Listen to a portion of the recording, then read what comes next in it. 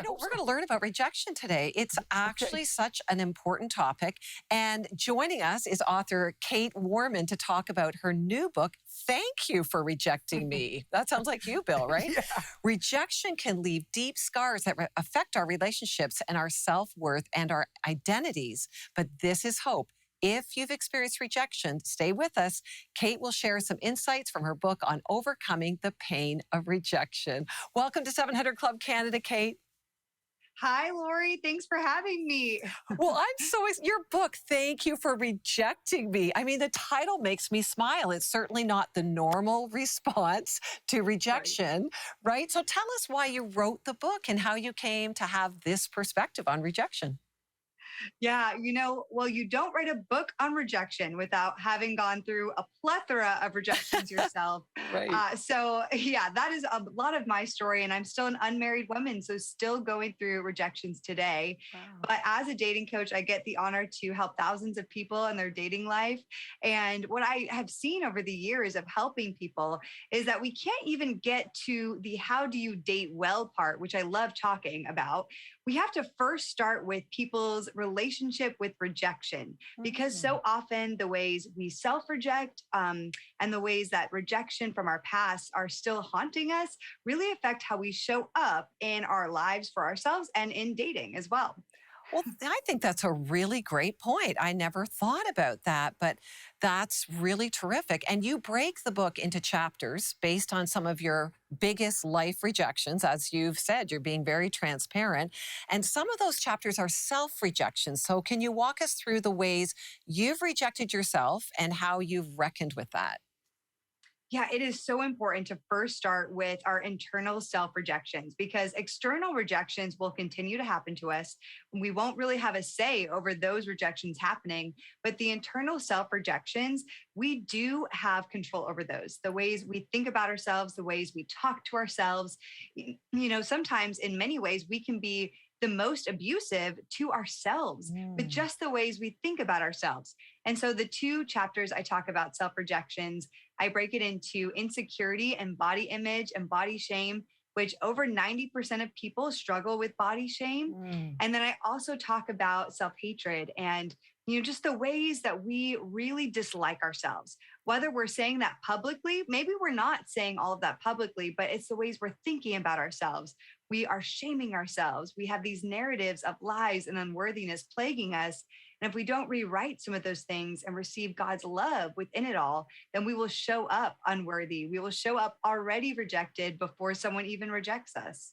Oh man, that is so, so true. I think that you must be helping a lot of people with that perspective. Where did you find God in the midst of your deepest rejections then? And what encouragement do you have for those who are questioning, why God might let them experience the pain of rejection?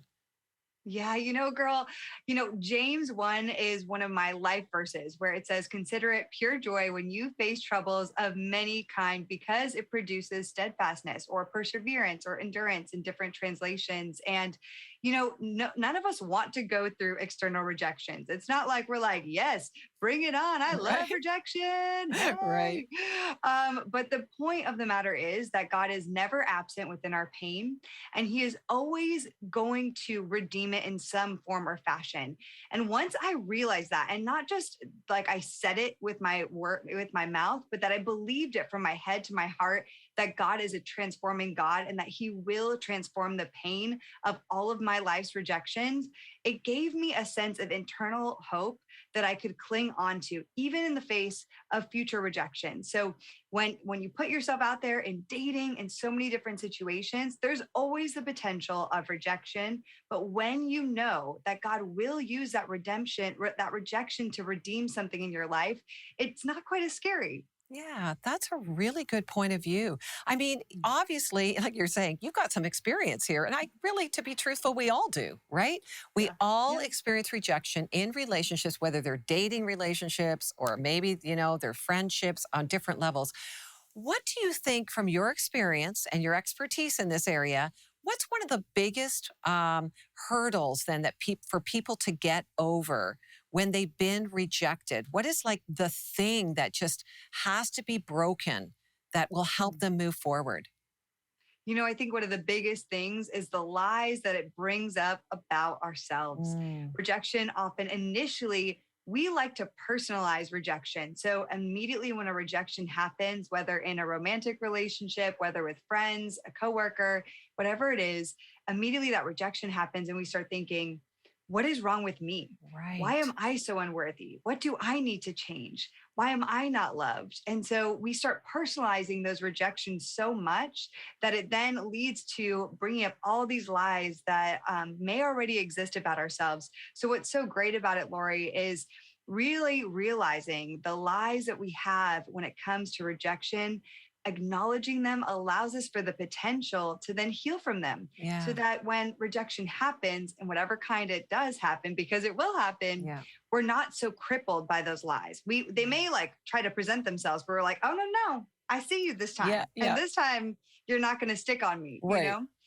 That is so good, Kate. Okay, final thought here. What's your greatest hope for those that read your book?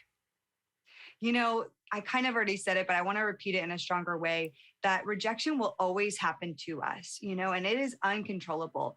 But you can have the courage, you can have the strength, you can have the own power within you that God puts within you to face so many things in your life. You are stronger than you even can imagine. And so no matter what has happened to you, you're never too broken, you're never too you haven't been through too much trauma. There's always hope.